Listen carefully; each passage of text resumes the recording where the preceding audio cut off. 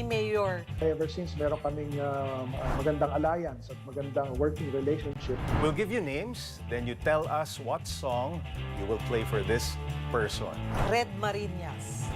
Patutugtugan ko ng 80s na kanta by China Crisis, Wishful oy. Thinking. Wishful thinking.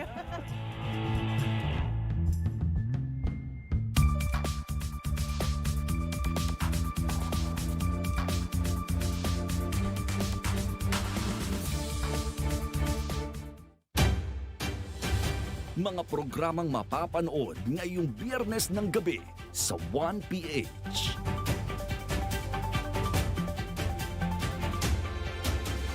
Hatid sa inyo ng PLDT Home.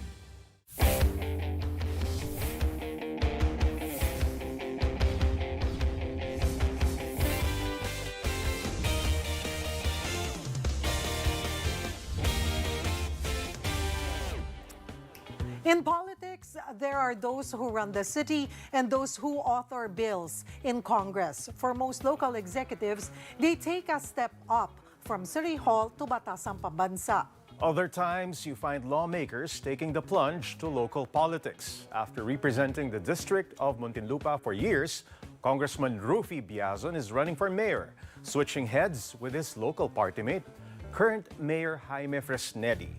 In the run-up to the 2022 elections, we go local.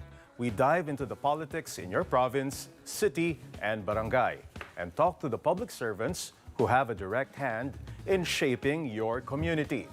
I'm Taruc. And I'm Cheryl Cosim. As they say, all politics is local. The Great Divide. Some say this statement applies a lot to the city of Muntinlupa. You see, there's two things intrinsic to this place.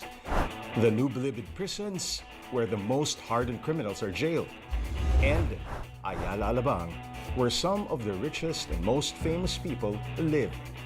Rising above them all is seasoned lawmaker Rosano Rufino Ruffy Biazon. He's long proved through decades of being a congressman and a national government appointee that he's not just living under the shadow of his equally decorated dad, former AFP chief, senator, and Congressman Rodolfo Pong Biazon. But take note, neither the father nor the son has dabbled into local politics. But now, Ruffy Biazon is running for mayor, swapping posts with Jaime Fresnedi. So here's the question. Does the veteran Muntinlupa congressman have what it takes to be the mayor of Muntinlupa? Tonight, we welcome Muntinlupa City mayoral aspirant Ruffy Biazon. Good evening, Kong. Yes, good evening, Jay. Good evening, Cheryl. Hi. All right. Siguro, ang unang tanong namin sa iyo, Kong, is why are you running for mayor dito sa Muntinlupa? Naka 5 terms ka na ba bilang congressman? Yes, currently serving my 5th term, yung second round ko as representative of Muntinlupa.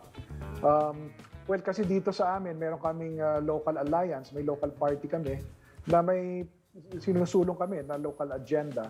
And with Mayor Fresnedi ending his term, term limited na siya, the question that arose was how do we pursue and continue the good programs that our party, our group has been doing. So we made that agreement that I would run for the mayorship. So yun lang po yung rason, not that you don't want to finish your 3rd term kung sakali man po kayong tatakbo nga sa pagkakongreso at pangatlong term at manalo, pero because nasa 3rd term na po pala si Mayor Fresnedi. So kayo po ang Yes. papalit, kaya kayo magpapalit ngayon ng posisyon. Opo, he will run for Congress to represent Muntinlupa City at ako naman po as mayor. So yung mga programa ho na tinutulak namin ever since ay may continuity. Kung titignan nyo po, saan po kayo tingin nyo naging mas productive? Yung pagiging congressman? Nag-mayor na rin po ba kayo, Kong, Ruffy? Hindi pa. Ever since first time. palaging sa House of Representatives ang aking paglilingkod. Ayan. So this will be the first time to run for mayor. So paano nyo po pinaghahandaan ang executive? Well, ang ano naman po dito, ang aming pinagbabasehan ay yung ating naging experience in Congress in policy formation. Kasi sa tingin po naman natin, lahat yan nagsisimula sa policy formation.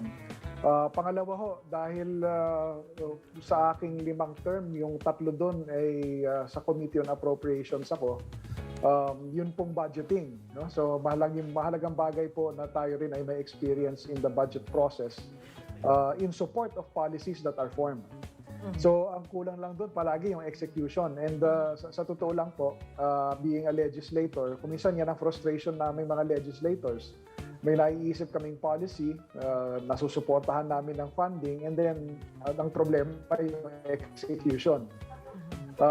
Dito naman po sa larangan ng local chief executive, masasabi natin na may opportunity na yung naiisip natin magandang programa ay maipatupad din natin ayon doon sa naiisip nating paraan ng pagpapatupad.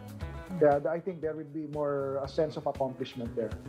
Kong Ruffy, so continuance ang rason ng inyong partido, no? Yung One Muntinlupa. Ano ho yung mga programa sa tingin ninyo na kailangang ituloy at bigyan ng emphasis kung sakaling pala rin po kayong maging mayor ng Muntinlupa? Okay, ang aming areas na kailangan talagang pagtuunan ng pansin na may continuity, yung area ng education, ng health, and economy. No?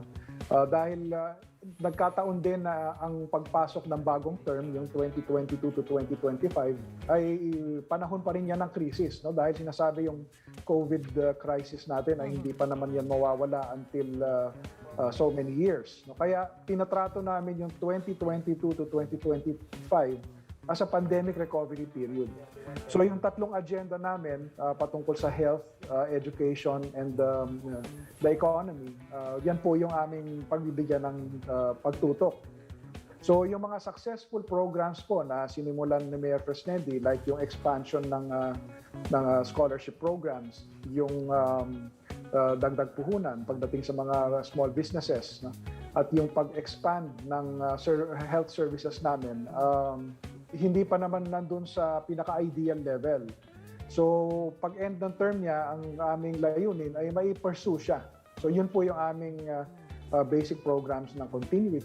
But of course, ako rin naman may sariling mga ideas kung anong mga programs na kakailanganin natin dyan sa pandemic recovery period. At yun yung isusulong po natin. Ano po ang advantage na magkaalyado po kayo ni Mayor na mas naisusulong po ba talaga as one nga yung mga proyekto? May mga pagkakataon din naman na hindi kayo nag-a-agree. So see eye to eye. Oo.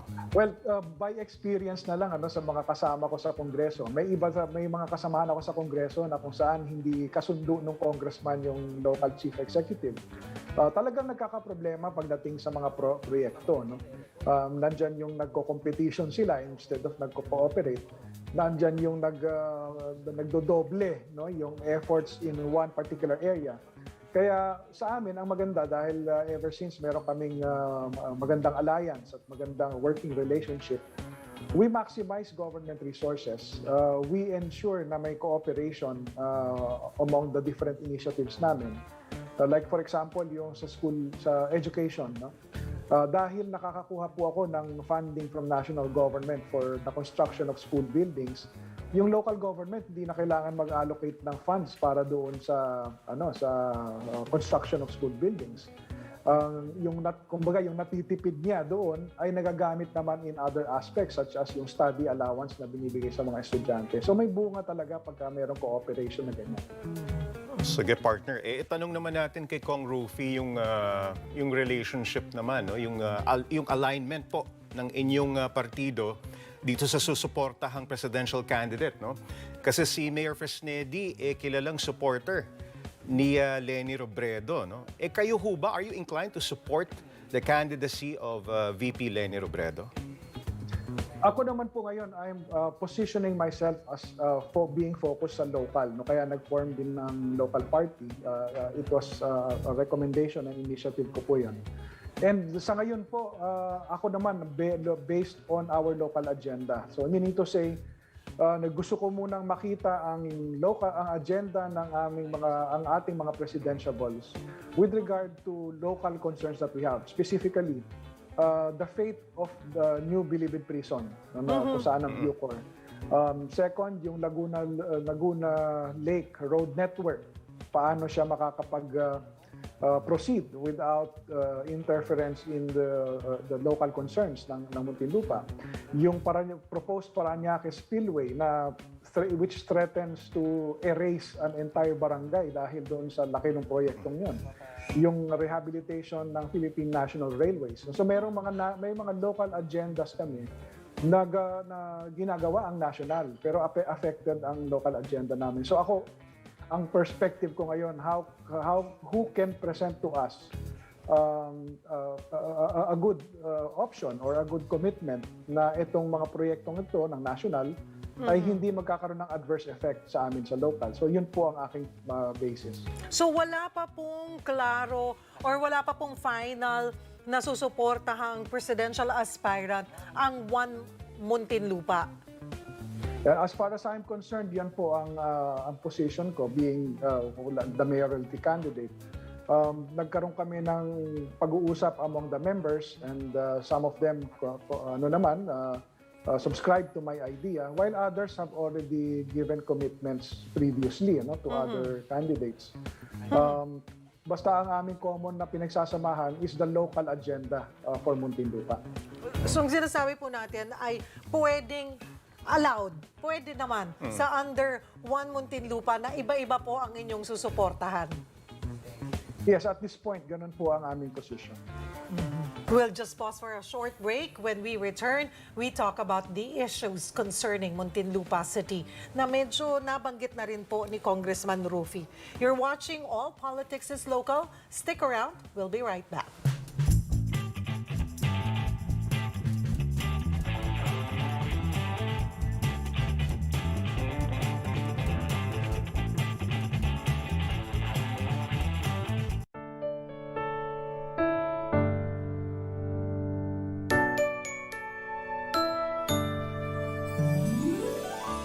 Most of the street children come from these poor families. They are forced to get out of the confines of the families to help eke out a living for their own families. That's why Child Hope Philippines is here to be able to help guide them, to protect and uphold their rights and their welfare. Makikita natin dyan, meron dyan gumuhit ng kwento. Nakakatuwa actually nung nalaman namin na bibigyan kami ng school in a bag ng SMART dahil it is aligned in our program, the Street Education and Protection Program. No? Kasi pumupunta kami sa streets para mag-educate ng mga bata at malaking tulong yon kasi for our alternative education session. Tayo'y maging liwanag ng Pasko, tulong-tulong tayo. Sobrang thankful kami at nagbigay ang SMART at PLDT SMART ng tablet na magagamit ng mga bata namin para sa bagong yugto ng pag-aaral nila. Isa katuparan ng pangarap ng aming organisasyon na makapagbigay pa ng serbisyo para sa aming mga batang kalye. Liwanag, ikaw at ako, tuloy pa rin ang Pasko. Maraming salamat po sa PLDT at SMART. Dahil sa tablet na binigay niyo po ay patuloy po kaming makakapag-aral ng mga batang kalye. Makakatulong po ito sa online class namin at pati na rin po yung mga lesson na nakalagay po doon ay matututunan po namin at mapag-aaralan. Nagpapasalamat ulit kami sa Child Hope Foundation dahil nga sa kanila naiparating din po ng PLDT SMART yung gusto naming effort na makatulong sa mamamayang Pilipino.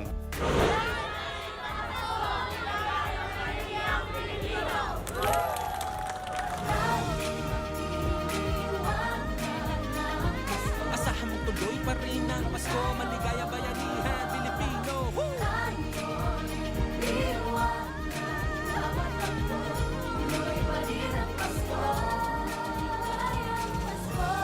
Tuloy pa rin ang Pasko, maligaya bayanihan, Pilipino.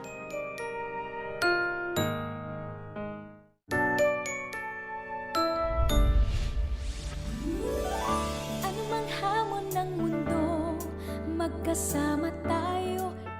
Nitong nakaraang taon po ay dahil nasa gitna tayo ng pandemya ay nakaranas po kami ng kung tawagin na ay matinding challenge. Especially po sa pag-deliver namin ng education sa ating mga mag-aaral, lalo na nasa bulubunduking lugar po tayo at layo-layo po sila, ay talagang nagsakripisyo po kaming abutin sila sa pamamagitan po ng pagbabahay-bahay at pagpunta sa bawat sitio upang sila ay maabutan pa rin ng quality education. Tuloy pa rin ang Pasko ng Pinoy kahit ano pa mang pasakit sa ating bumalakid. Pag-ibig sa ating puso ay mamamalagi. Kaya gusto namin ng Puray kasi ang ganda ng story ng school nila. Meron silang mga volunteer teachers na talagang sila yung nagpupunta sa mga sitio. Yung effort talaga nila, no, buhis-buhay yung effort nila para ma-reach out yung mga estudyante na nasa bundok na hindi makarating ng school. Ang message ng buong Philstar Media Group para sa mga estudyante at mga teachers ng Puray National High School, continue believing, no? Continue pursuing for your dreams.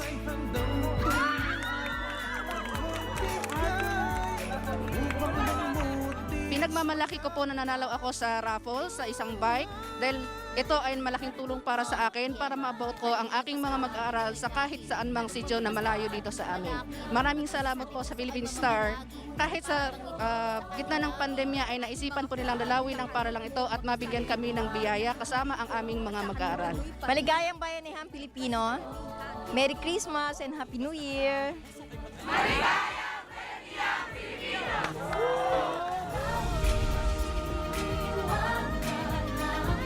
Asahan mong tuloy pa rin ang Pasko, maligaya bayanihan, Pilipino.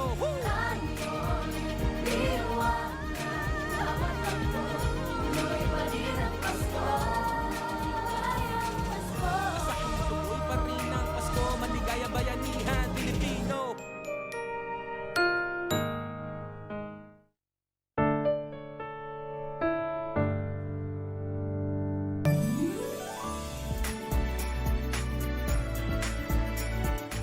Magtatapos na ang taon pero ang ating teleserbisyo at pagtutulungan tuloy-tuloy lang at lalo pa nating pinaiigting.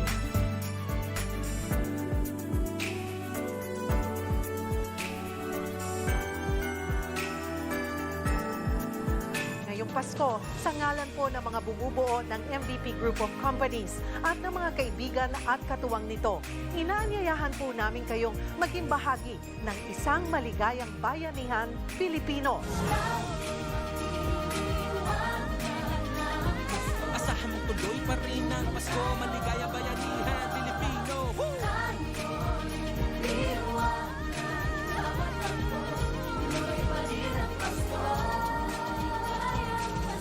Asahan mong tuloy pa rin ang Pasko, maligaya bayanihan, Pilipino.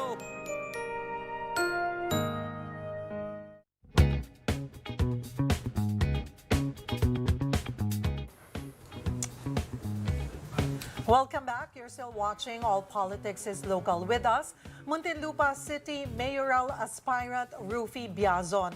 Kong, let's talk about the government's response to the COVID-19 pandemic. Muntinlupa City's vaccination program received praise for its site management. The city was also firm in its no walk-in policy during ECQ. Walk us through the vaccine strategy of Muntinlupa. Bakit po ganito ang pinili niyong strategiya? Well, yung strategy na pina-impose or pinatupad ng ating local government was an organized and dispersed vaccination. So, nag-create sila ng mga as many sites as they can manage, no? Para magkaroon ng opportunity ang ating mga kababayan na makapagpabakuna on time. Kasi setting up a vaccination site requires of course, the manpower, no, to not just to do the inoculation itself, but to manage the entire site, no, yung pag-handle ng mga lines, yung pag-process ng mga tao, no. Then you have to set up a system ng registration. Definitely, dapat computerized siya para may reliable database ka afterwards. No? And then you have to consider the accessibility of locations. And I think one of the most important thing there was the ability na mag-handle and store ng certain vaccines. Kaya nabigyan ng allocation ng Pfizer and Moderna ang Muntinlupa dahil merong capability in vaccine storage at the proper temperature. So lahat yun preparation ang ginawa, of course allocation of resources, because we know the importance of a vaccination program in the problem of a pandemic. So nag-channel talaga ng efforts and resources towards that because we believe that vaccination is one of the key strategies we need to fight COVID. So nakikita rin po natin na dapat ipagpatuloy yung ganong klaseng preparations, no? Ma-institutionalize well into the future kasi nakikita natin, and experts say that the COVID-19 problem will be here with us around at least another 3 to 5 years, no? Or even more. Kaya sa amin, isa yun doon sa aming priority programs in the coming years. Kung again on policies, no, how much of these policies will be changed, no, or will be continued assuming you become mayor? For example, itong pandemic response, halimbawa, what works for Muntinlupa? The policies in general would stay the same, but probably in the execution there would be some improvements, no. Kung ano yung natutunan natin na problema or difficulty itong past 1.5 years. Specifically, for example, pagdating sa distribution ng ayuda, no, medyo nagkaroon tayo ng mga concerns dyan. And we can do better. And ako naman, it's not to lay blame, no? But it's really because it's the first time that we all experience yung ganitong magnitude ng problema. But we learn along the way. If there's one thing that I can say that we, the officials in Muntinlupa, are good at, is learning along the way, no? Sa mga, lalo na yung mga bagong challenges.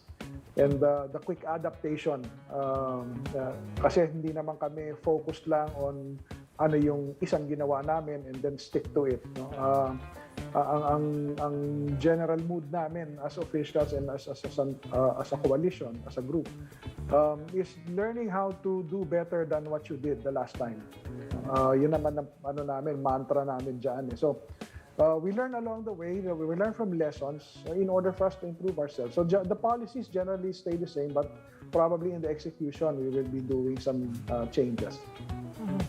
Kong, let's talk about other issues in Muntinlupa. One, at isa yan sa mga pinag-usapan, napabalita ng ilang beses, yung sa Bucor, yung pagtatayo ng wall sa Bucor. Against, hirap ang mga tao, sinasabi dahil hinarangan, pero may rason ng Bucor.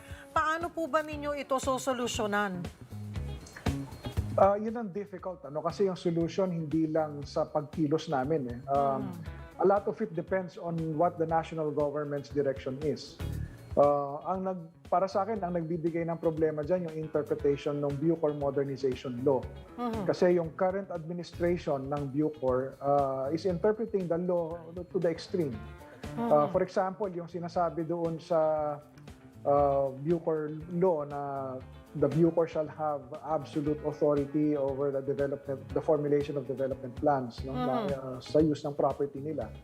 They interpret it as they can do anything they want without coordination with local government. That's their interpretation. Pero kasi sinasabi rin sa ibang batas, no, sa civil code, sa local government code, na ang local government merong participation in these kinds of developments. There's a legal basis and there's a logical basis, no? Kasi unang-una, Bucor property, yung Bilibid prison, is within the jurisdiction of Muntinlupa. So kung ano man ang pinaplano nila doon is covered by the building code, the local government code. So dapat mag-comply lang kung ano sinasabi rin ng batas. No? Hindi lang naman yung Bucor law ang kanilang only law to follow. Pero kasi ganun na nangyayari ngayon, to put it bluntly. Kaya kami nagpo-protesta, like yung pag-cut off ng access ng mga constituents namin. Isipin nyo naman, tatayuan ng pader, kalsada. No, na, sinimulan nila yan doon sa Southville relocation site na government project. No? Gobyerno nagpatayo ng housing na yun at binigay ng gobyerno na right of way yung kalye na yun, yung Insular Road. And yet, bigla nilang tinayuan ng pader. The same thing with itong ginawa recently, no? Katarungan Village 1 and 2 are government projects. Tapos nakatayo rin doon ang pamantasan ng lungsod ng Muntinlupa and Muntinlupa National High School.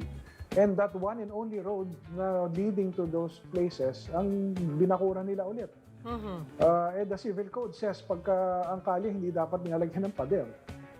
Kaya yun yung namin challenge diyan sa current administration sa Bucor. At kung sakali man po kayong palarin, ay paano nyo po lalabanan ito para po sa inyong mga constituents? Nasaan na po ba ang discussion on that? Together with local government, in-escalate namin ito to the Department of Justice. No? Kasi ang DOJ, ang Bucor is under the DOJ. So it's an agency of the DOJ. Unfortunately, yung batas na naman ang sinasabi nila na nakalagay lang daw doon sa Bucor law, DOJ has administrative supervision over Bucor. Compared to what the administrative code says na yung mga departments merong control and supervision and control over the bureaus. Special law itong Bucor law. So they interpret it na hindi makaka-intervene ang DOJ. So para kaming nawawalan ng pupuntahan. Of course, ultimately we can go to court. No? We can sue. But then, sabi ko nga, ganun ba dapat ang gobyerno? Nagdedemandahan? Hindi ba dapat nagtutulungan na lang in favor of the people? Because that is the very reason why government exists. Kailangan pong magdemandahan kami para lang over such things na pwedeng desisyonan in favor of the people. Pero if it comes to that, syempre, last card namin siguro yun. Alright. Alam mo, partner, gusto kong pag-usapan naman natin ni Congressman Ruffy Biazon yung paano yung kampanya sa Muntinlupa. Ano? Kasi matagal naging senador itong ama ni Kong Ruffy na si dating Senator Pong Biazon. At of course, kayo, Kong Ruffy, 5-termer kayo sa Kongreso. Pero mamaya, explain nyo po ang kampanya sa Muntinlupa. We'll just pause for a short break. When we return, we find out where our candidates stand on certain issues. At syempre, yung kampanya rin sa Muntinlupa. You're still watching All Politics is Local. Stick around. We'll be right back.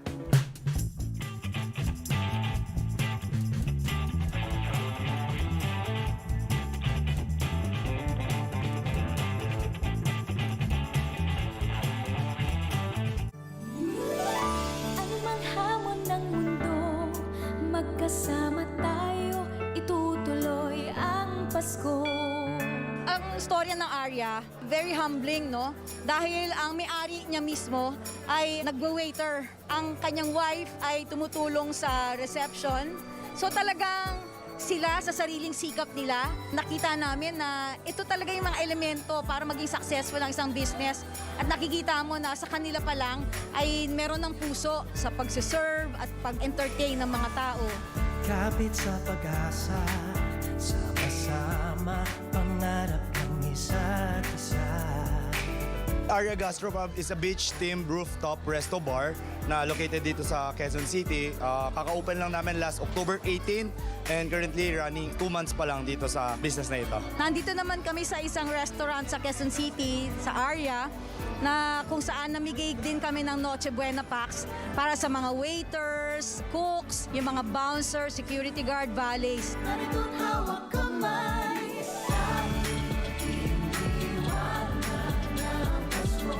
Ginawa namin to kasi nung nag-open up ang economy at pati ang mga restaurants ay tumatanggap na rin ng mga alfresco para mas madami makakakain. Nakita namin to by chance at kumain kami.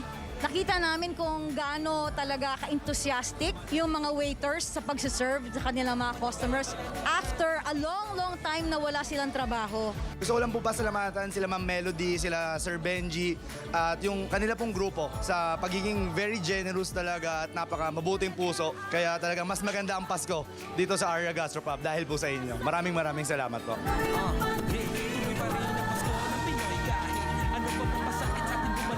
Tuloy pa rin ang Pasko ay isang movement, no? Wala itong grupo or affiliation. Ito ay isang bayanihan effort para sa lahat ng tao. Sa ating malito contribution, kahit ano pa man yan, pag pinagsama-sama ay malaki din. At mas maraming tao ang matutulungan. So sa isang pagsasamahan sa ating isang bayanihan, tayo ay makakapagbigay ng ligaya at pag-asa sa ating mga mamamayan. Tuloy pa rin ang Pasko, maligaya bayanihan.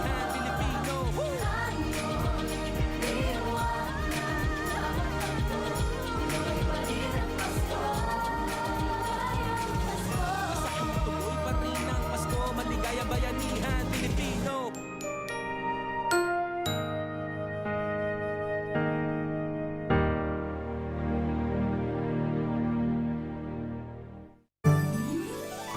Anumang hamon ng mundo, magkasama tayo. This event is in connection with the 39th founding anniversary of the Naval Reserve Command. And in celebration of this activity, we have several activities like this. Today, it's a gift-giving feeding activity to 300 families of Barangay 655 Intramuros. The reason why we chose Barangay 655 is because the headquarters of the Naval Reserve Command is just here in Intramuros. Pasakit sa ating bumalaki, pag-ibig sa ating puso ay mamamalagi, na para bang ngiti dito sa ating labi. Basta ating mga puso ay magkakaritmo, magkasalot, magkaramayan lang ang hiling ko. Asahan mong tuloy pa rin ang Pasko, maligayang bayanihan Pilipino. Woo! We have targeted many barangays within the periphery ng Intramuros. Isa ito po sa nabiyaya namin, 655. Sa dami na rin po ng mga tao, pangangailangan, and coordinations na ginagawa ng aming CMO. And security, kinonsider din namin. Today, we released food packs that are fully grown completely in Rosario, Batangas. We also engage the elderly in our community.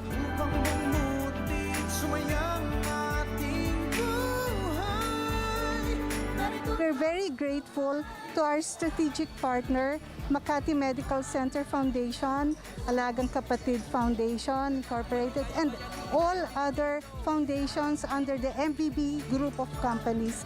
Talagang nagpapasalamat po kami at sa lahat ng mga biyaya na sinashare nila sa amin. Kailangan talaga tuloy-tuloy ang Pasko, especially during these most difficult times of the pandemic.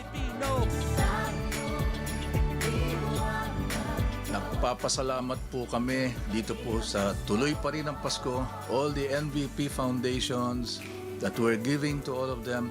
Thank you. We're still doing this. We will keep on doing it as long as nandyan ang Pasko na hindi ho natin masasabi mawawala ho ang Pasko. Nandito pa rin ho ang Pasko.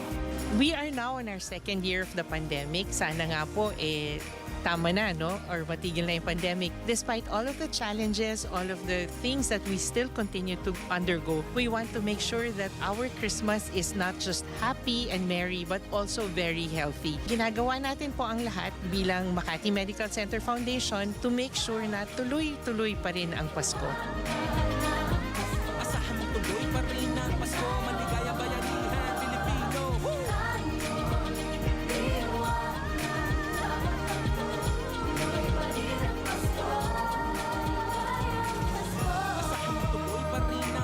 Maligayang bayanihan Pilipino.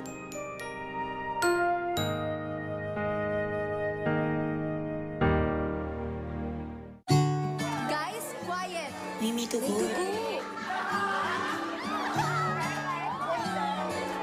Direng-dire, bakit ngayon lang ba kayo nakakita ng dugo? Guys, tama na. Simula ngayon, best friends na tayo. I only have eyes for him. Ino, my best friend.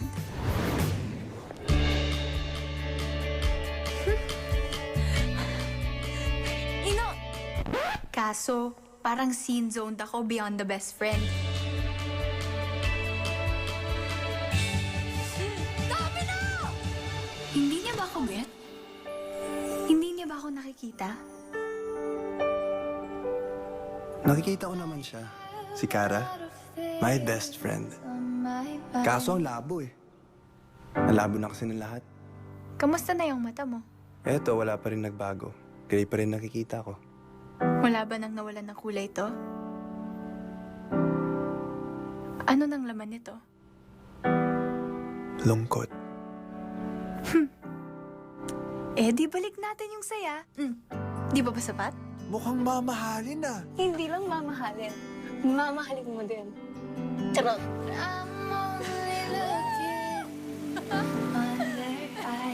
Kapag pabulag na sa kulay, bulag na rin sa pag-ibig. Parang super pa-involved ka na dyan. Jowa ka ba? He needs me now. Ako na lang kaya yung meron siya. Wala naman sigurong bulag sa pag-ibig. May surprise ako para sa'yo. What's the surprise, Ino? Kara, ito si Iris. Kailan ba kami magtatagpo ng tingin? Ay! Sky? Kayong dalawa ba? Ano ka ba? Best friends kami. Di ba, Ino? The new Gen Phenomenal Love Team in their first movie team-up. Donnie Pangilinan and Bel Mariano. Love is Colorblind. Directed by John Leo Datuin Garcia. Kung ano man yung binabalak mo, ituloy mo na.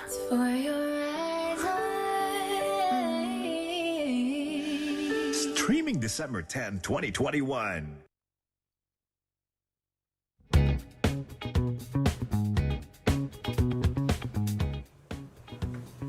Welcome back. You're still watching All Politics is Local with Muntinlupa City mayoral aspirant Ruffy Biazon. Yung hanging question ko po sa inyo, Kong Biazon, paano ba ang bakbakan dyan sa Muntinlupa? Well, ang traditionally naman, generally peaceful ang Muntinlupa pagdating ng eleksyon.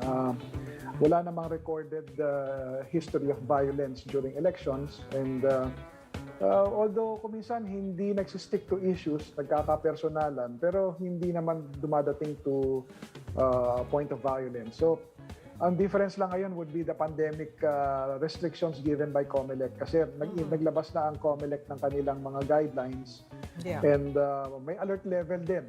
So depende sa alert level yung how many persons can accompany you during your campaign sortie, kung allowed ka ba na mag-house to house, at saka yung mga caucuses, the number of persons allowed to join caucuses. Kong, how does the Biazon name weigh in pagdating dito sa pagtakbo sa isang eleksyon?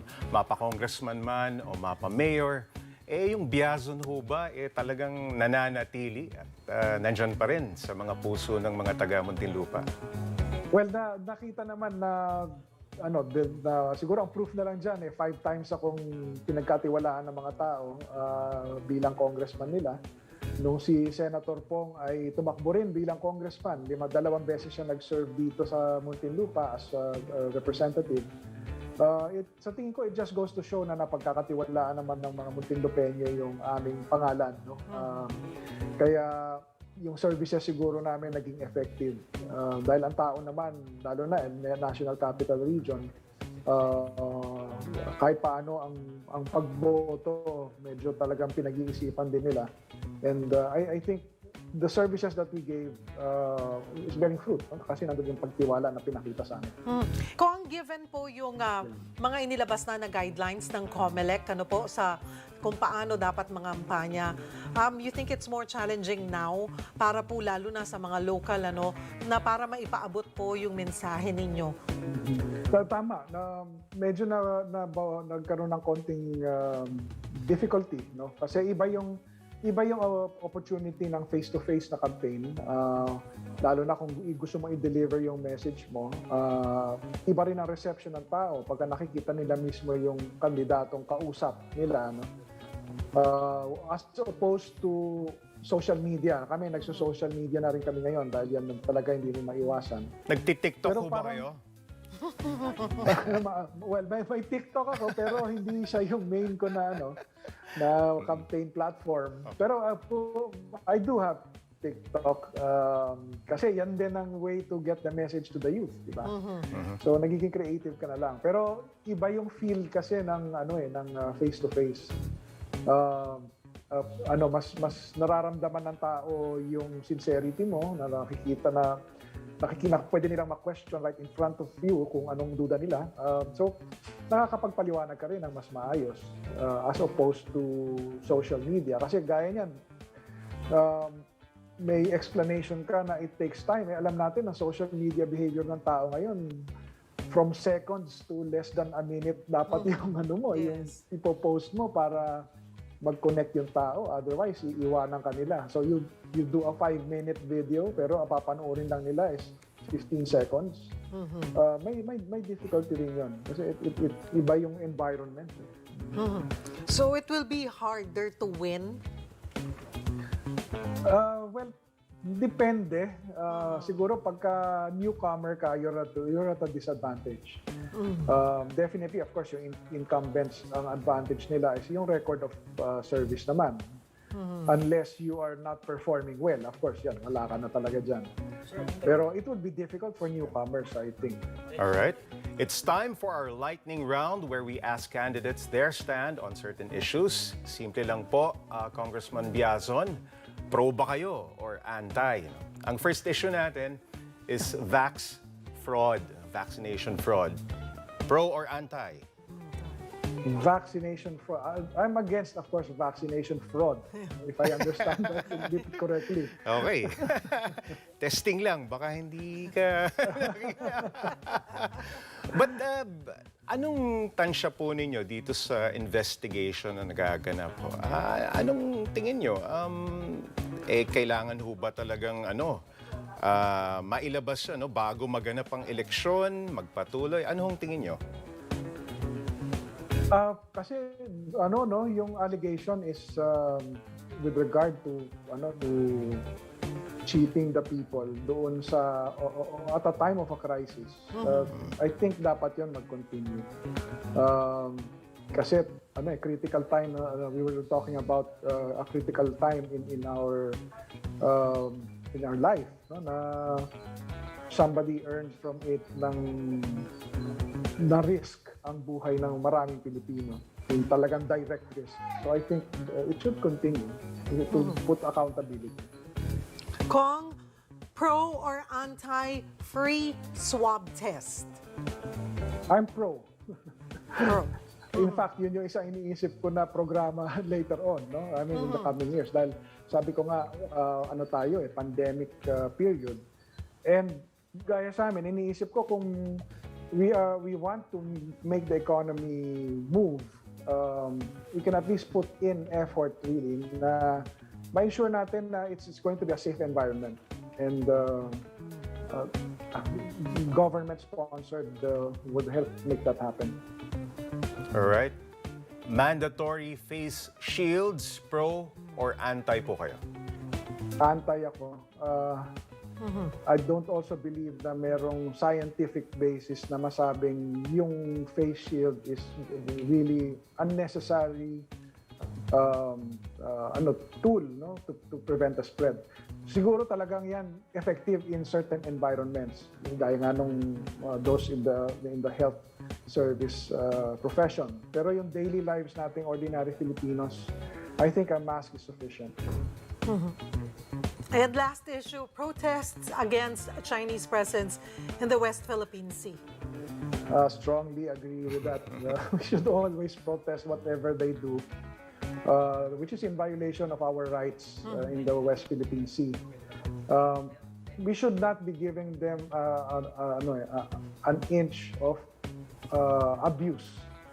No, kasi I would call it abuse, yung ginagawa within our area of the area given to us by the international community. So dapat kung meron tayong makita, maliit o malaki, we should always protest it. And we'll just pause for a short break. Stay tuned for our challenge. Ayan, mag-ready ka na, Kong, ha? Hindi pa tapos tayo doon. Lightning round pa lang yun. Meron pa tayong isang mas malaking challenge sa'yo. You're watching All Politics is Local. Stick around. We'll be right back.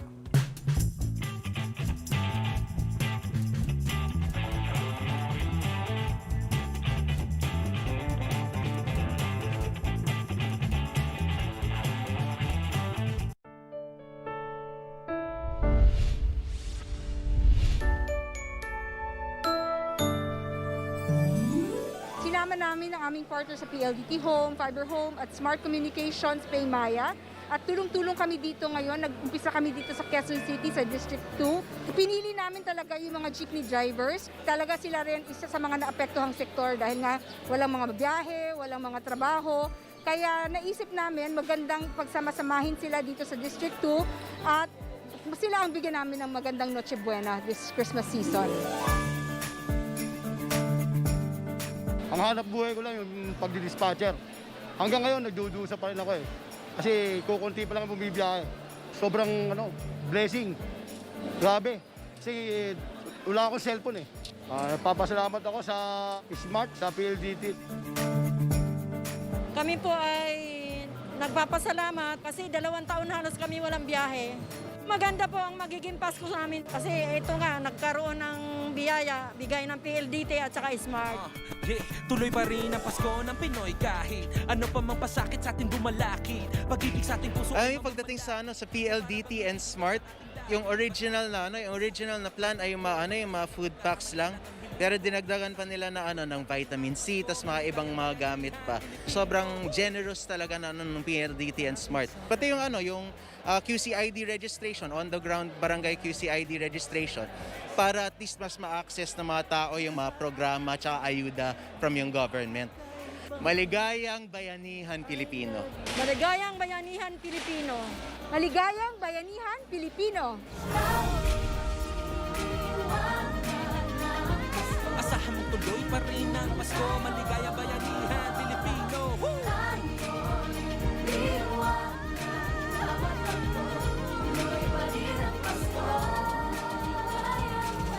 Asahan mo tuloy pa rin ang Pasko, maligayang Bayanihan Pilipino.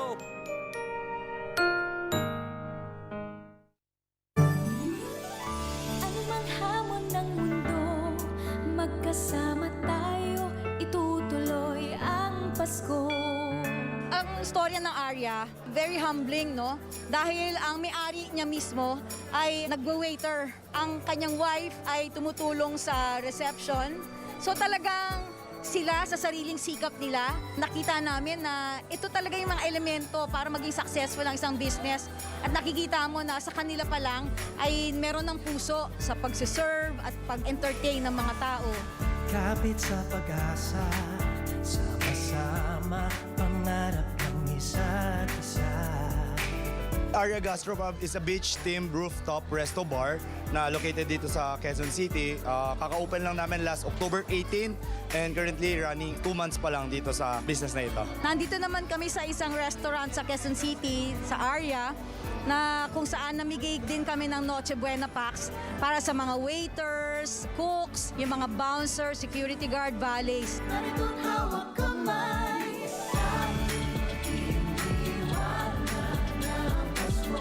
Ginawa namin to kasi nung nag-open up ang economy at pati ang mga restaurants ay tumatanggap na rin ng mga alfresco para mas madami makakakain. Nakita namin to by chance at kumain kami. Nakita namin kung gaano talaga ka-enthusiastic yung mga waiters sa pagsiserve sa kanilang mga customers after a long time na wala silang trabaho. Gusto ko lang po pasalamatan sila Ma'am Melody, sila Sir Benji, at yung kanila pong grupo sa pagiging very generous talaga at napaka mabuting puso. Kaya talaga mas maganda ang Pasko dito sa Arya Gastropub dahil po sa inyo. Maraming salamat po.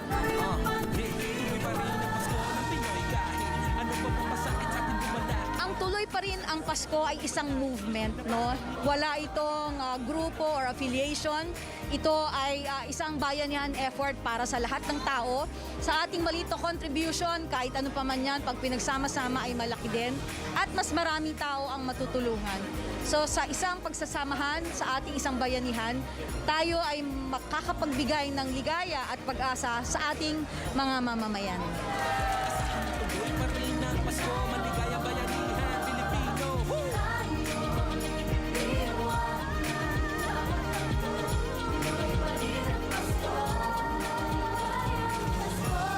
Tuloy pa rin ang Pasko, maligayang bayanihan, Pilipino.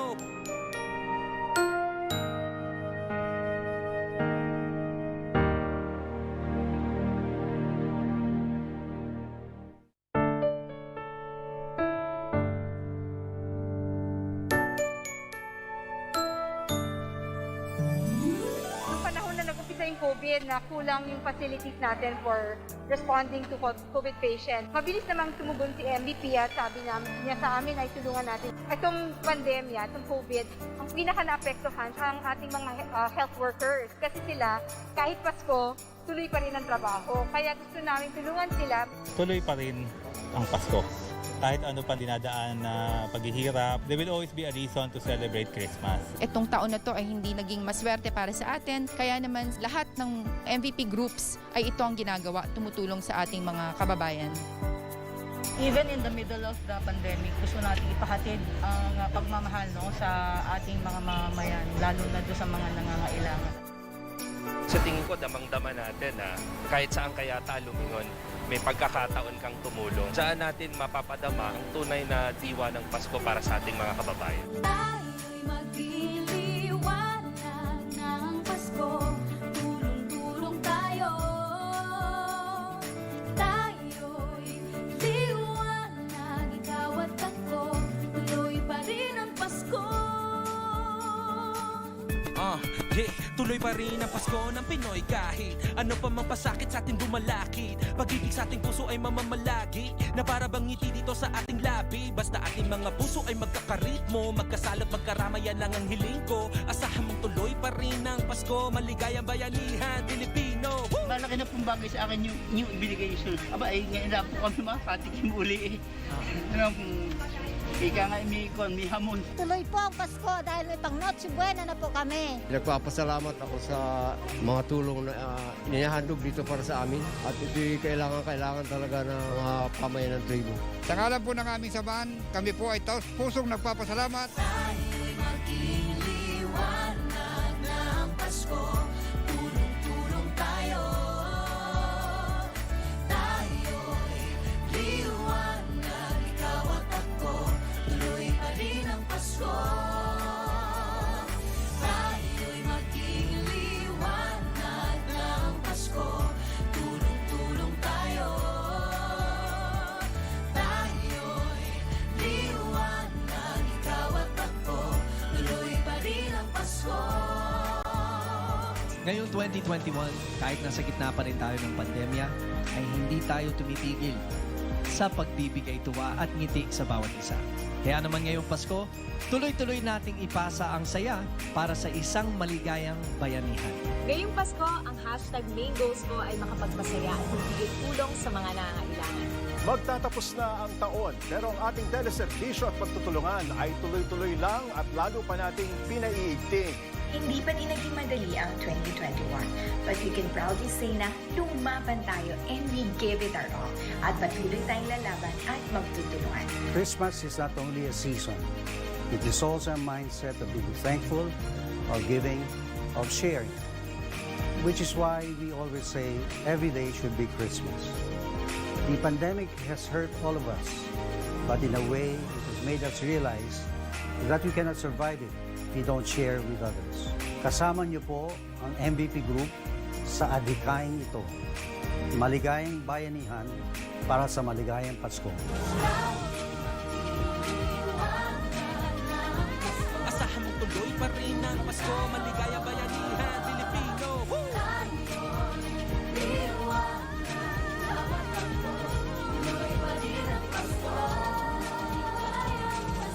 Asahan mong tuloy pa rin ang Pasko, maligayang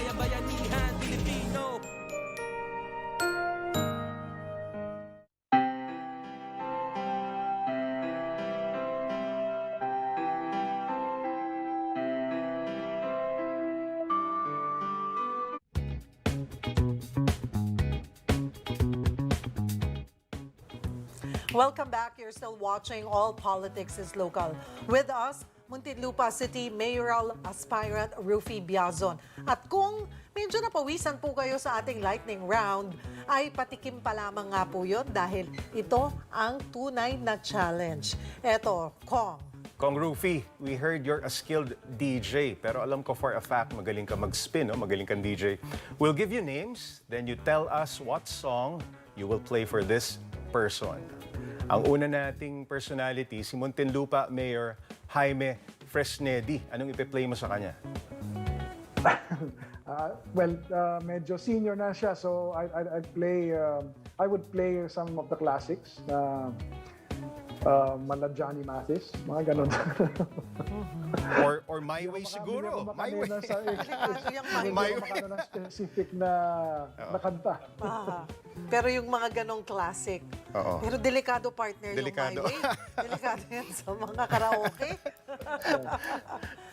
Okay, ang susunod na pangalan kong inyong makakatapat, makakatunggali, Red Marinas.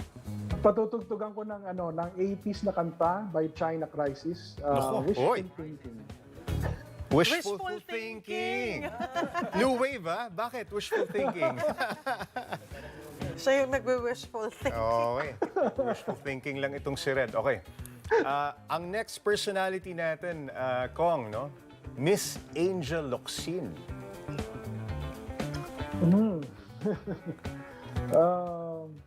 Oo, kasi dati, di ba, nag-tweet ka? Ang ipa-play ko, Blue Monday by New Order. Now, if you ask me why, kasi ginamit na soundtrack yan or theme song ng last na Wonder Woman movie, yung 1984, yun. Partner, new waver itong si Congressman ko na yung New Order song, Blue Monday. Napapaghalatang mahalata mo yan. Akala ko Kong angel ng Fralipo-Lipi eh. Napapaghalata yung mga edad. Wonder Woman Wonder Woman ang dating. Pang tito music ito. Oh. Next name, former Senator Rodolfo Biazon, your father. Ang natatandaan ko sa kanya, yung favorite niya kinakanta, yung Green Green Grass of Home. So I think I would play it for him. He's already in his advanced years, and I think it's apt, no? Favorite niya. Alright, next personality, Kong. Ito, baka kailangan maganda yung kanta na ipi-play mo dito. Catherine Mary Reyes Biazon. Fallen, syempre, by Lauren Wood. Yan yung yung song na nandun sa Pretty Woman. Konti nga pong linya. Oo, parang di namin maalala eh. Hindi ko kabisado yung lyrics pero alam ko lang yung bandang line na I have fallen for you. Yun yung line na natatandaan ko. At doon din sa kanya na fall ang kanyang misis. Ang lastly. At panghuli po, para po sa inyong sarili ko. Anong kanta? Hindi ko maisip pero wala. Bakit kaya gano'n? Wala akong maisip na kantang i-play para sa sarili ko. Challenge. Ay, meron. Naalala ko na ngayon. Everyday Life by Coldplay.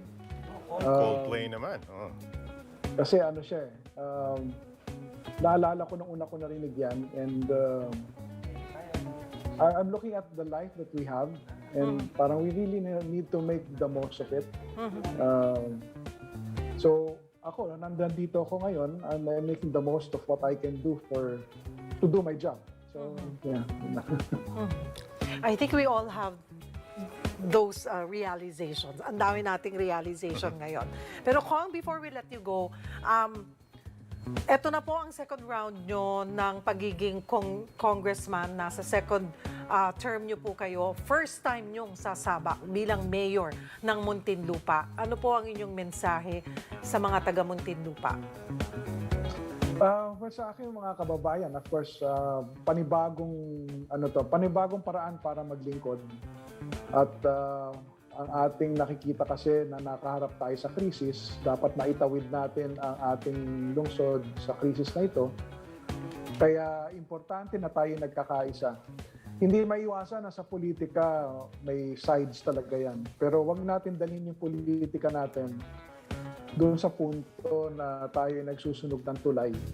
Dahil pagkatapos dapat ng politika, sama-sama tayo magtulungan kung sino man ang manunungkulan. Dahil krisis ang hinaharap ng ating lungsod, dapat pagtulungan natin ito. Thank you for joining us this evening, Muntinlupa City Mayoral Aspirant Ruffy Biazon. We've asked the questions and gotten to know your candidates a little bit better. Now it's up to you to vote. I'm Cheryl Cosim. And I'm Taruc. Join us for another episode of All Politics is Local here in One News.